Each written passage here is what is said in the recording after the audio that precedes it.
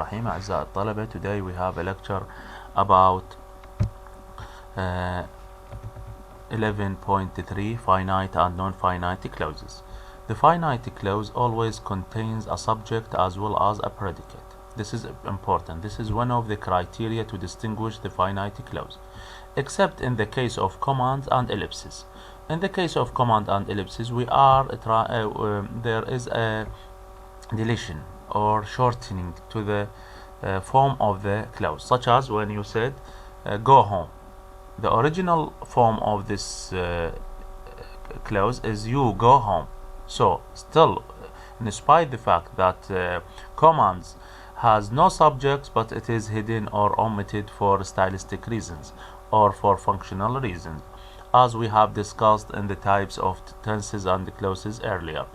As nearly all independent clauses are finite clauses, it is these that are most clearly related to the clauses dealt with in chapter 7. So you have to go to chapter 7 to study the differences between these two types of sentences, which is the finite and non-finite. In contrast, this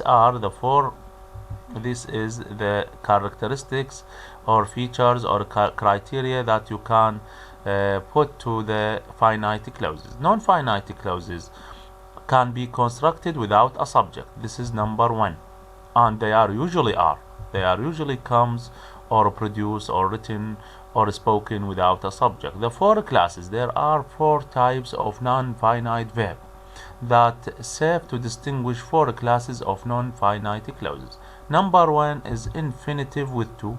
Number two is infinitive without to. Number three is ing participle, or sometimes it is called gerund or gerund. Ed participle. We are going to discuss each one of them separately. Infinitive with to, without subject and with subject, he gives you two examples. The best thing would be to tell everybody. This is non-finite. Why? Because it has no subject, no tense, and no indicators of person and number. The best thing would be for you to tell everybody, but this is a rare used. The use of for is to introduce the subject, should be noted. The infinitive clause with to and with a subject is found characteristically in anticipatory constructions. It would be better for you to tell everybody. So this is for you is optional. You can delete or omit them without changing the meaning. The second type is infinitive with to. With subject, all I did was tell him the truth. Rather than John do it, I would prefer to give the job to Mary. This is with subject. Ing participle or gerund without subject, leaving the room, or with subject, her aunt having left the room.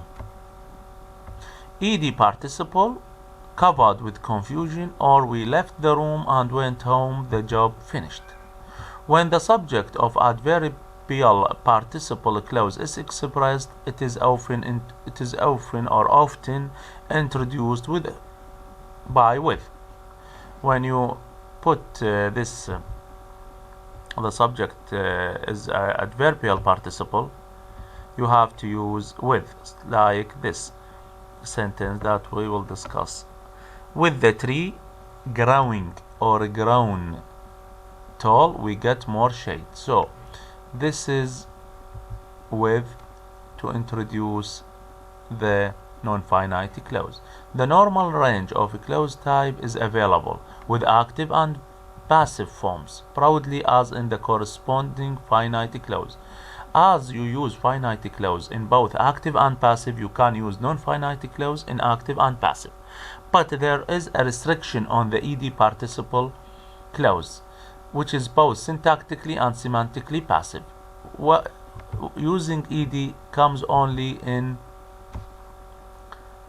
passive, and therefore admits only the four passive clause types: subject verb passive, subject verb SV passive adjective and SV passive object. Defeated, he slunk from the room. This is one type. If we come to differentiate between these two types, the finite clause always contains a subject and a predicate. دائما الفاينايت clause تحتوي على فاعل وخبر أو مبتدأ وخبر احنا نسميه. يعني two parts of the clause or of the sentence are there. The non-finite clause can be formed without a subject. الجملة إذا كانت non-finite فهي عادة بدون فاعل، لكن أحيانا تأتي بفاعل. A non-finite clause cannot function as a main clause and cannot stand on its own. طبعا هذا الفرق مهم لم يذكره في الكتاب أعزائي الطلبة، إنه non-finite clause ما ممكن إنه تصير main clause، يعني ما بها فاعل، لازم يكون إلها شنو؟ هي دائما تكون مثل ما قلنا subordinate or independent, not superordinate or dependent, and cannot stand on its own. ما ممكن إنه تجي بواحد، إذا جت بواحد تكون بدون معنى. It is sometimes described as a reduced clause، يعني اعتبرها جملة مختصرة أو مضغوطة. It may serve as a subject or a complement to adverb or a noun or a preposition. ممكن إنه تأتي بوظائف متعددة، كأن تكون فاعل subject أو complement to a verb أو تكون noun or a preposition، لكن ما تجي بواحد. عندك هاي أمثلة. I had something to eat before leaving. إذا نجي نريد نحطها هاي الجملة نعتبرها بوحدها نقول to eat before leaving it is without meaning. لازم شو تكون هنا؟ طبعا جاية شنو؟ هنا عندك subject verb object وهنا شنو؟ object آخر، أو تقدر تعتبرها شنو؟ prepositional clause، لكن ما تأتي بوحدها. تقرأ الجمل البقية ما نقدر نقرأها كلهن. هنا speaking in class هاي هي الجملة is what he does best. إذا أريد نقول speaking in class بوحدها ما ممكن تكون جملة without a meaning. ليش؟ لأن قلنا ما ممكن تجي بوحدها وتعتبر independent وليس dependent.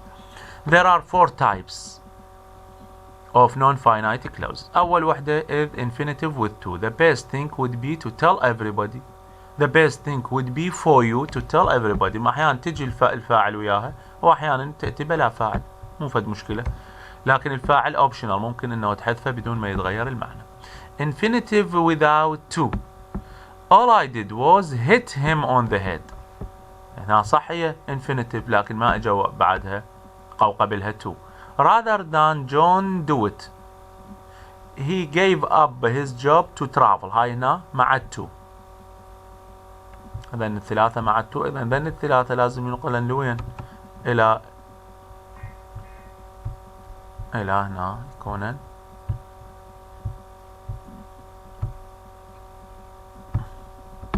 فتكون هذه هي الجمل.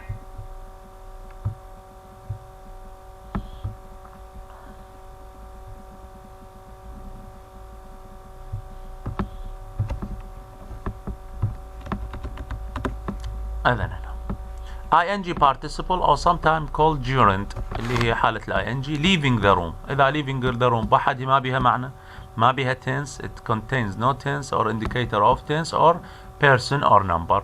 Her aunt having left the room. هنا أيضا عندك هذه الجمل being solving before becoming a bank robber. حتى إذا تريد الجملة تخليها بوحدها تضعها بوحدها ما ممكن إنه تكون because it has no meaning by itself. The ed participle التصريف الثالث يقاس للفعل covered with confusion. I left the room. We left the room and went home. The job finished. هذه الجملة لوحده by its own has no meaning. there is a construction قلنا اكو تقييد على هذا الموضوع، وهو انه هذه الجمل دائما تأتينا في حالات محددة مثل ما تعرفون بالكونستراكشن، كأن يكون الباسيف فويس لأن يحتاج إلى ايدي participle، أو في حالات أخرى مقيدة ما ممكن تأتي دائما. All the children gathered in that group were ready to perform a traditional dance, etc. The distinction between finite and non-finite clause depends on person, number, and the modal auxiliary if it exists. verbلess clause a clause word نريد نعيد الverbلess clause راح تجينا 11/5 يكون هو موضوعنا للدرس القادم.